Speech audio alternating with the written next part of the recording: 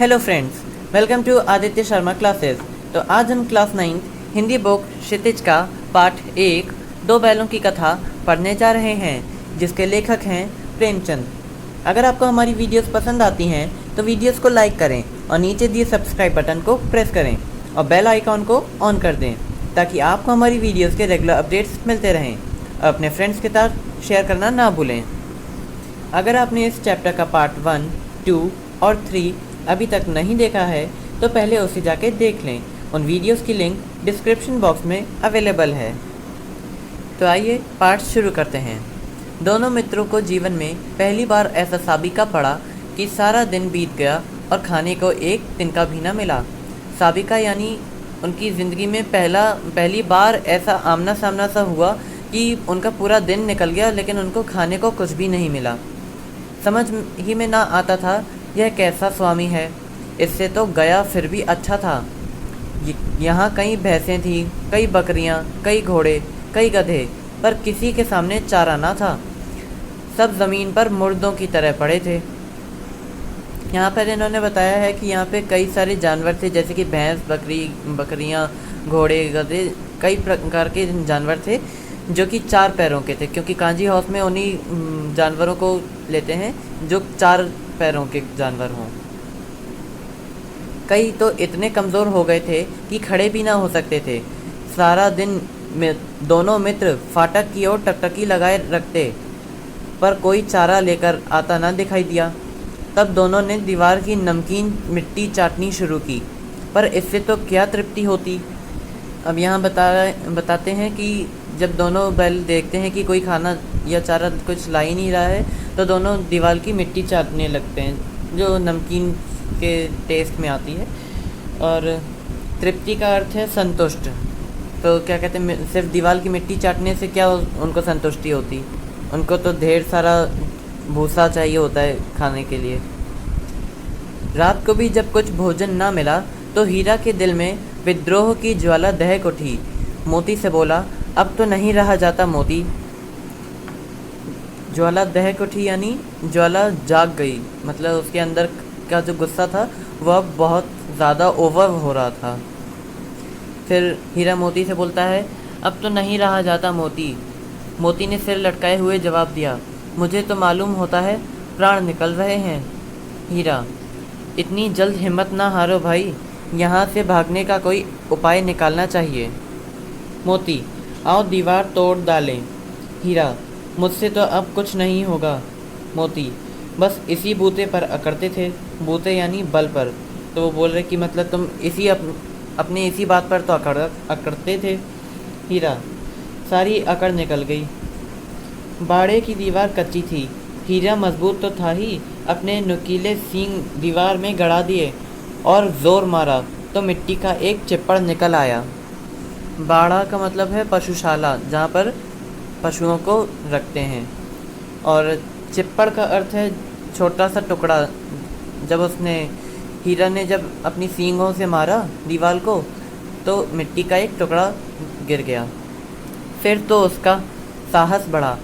इसने दौड़ दौड़ कर दीवार पर चोटें की और हर चोट में थोड़ी थोड़ी मिट्टी गिराने लगा।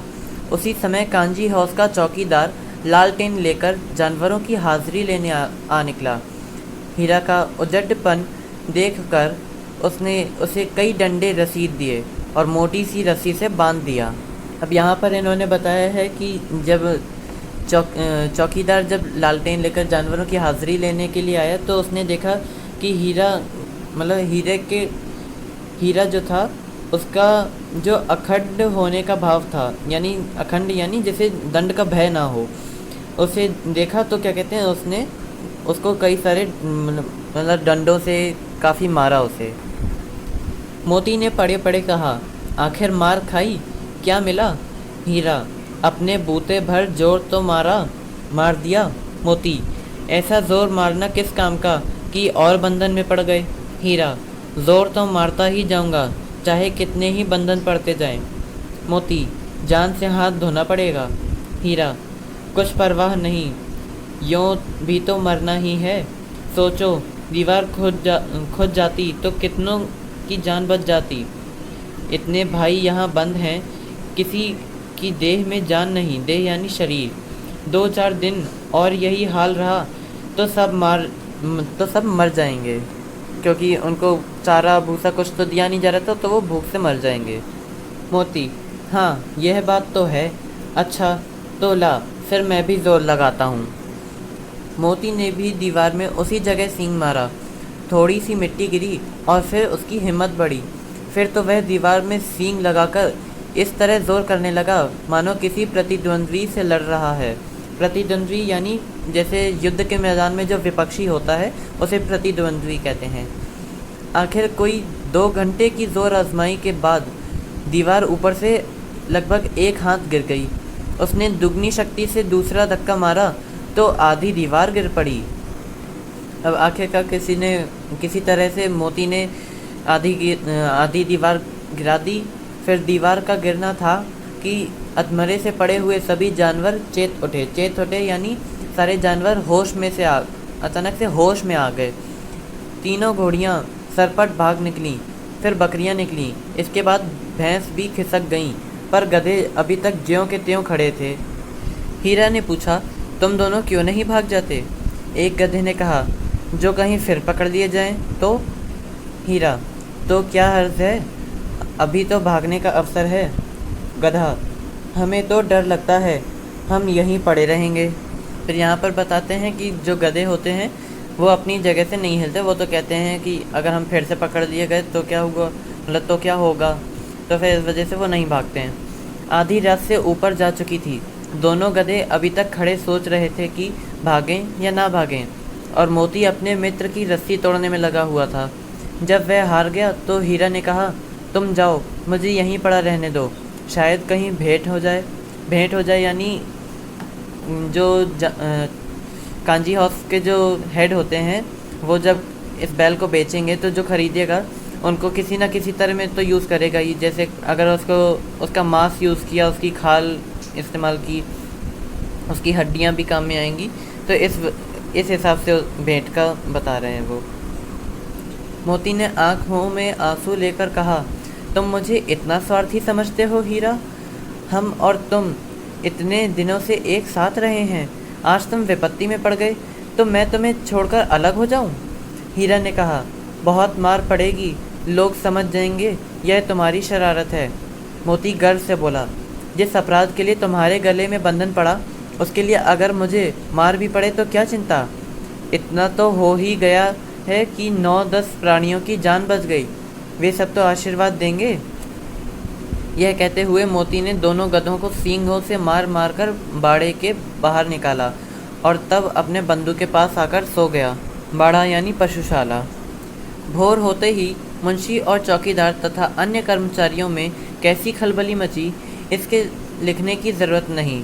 बस इतना ही काफ़ी है कि मोती की खूब मरम्मत हुई और उसे भी मोटी रस्सी से बांध दिया गया।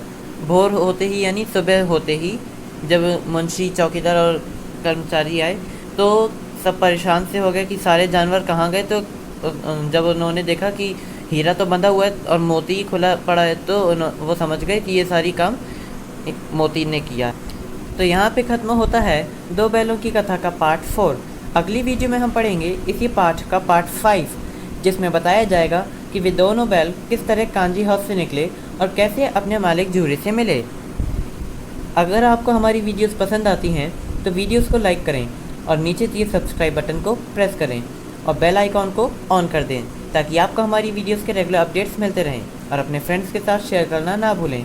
अगर आपको कोई डाउट हो तो प्लीज़ कमेंट सेक्शन में मेंशन करना ना भूलें। Thank you.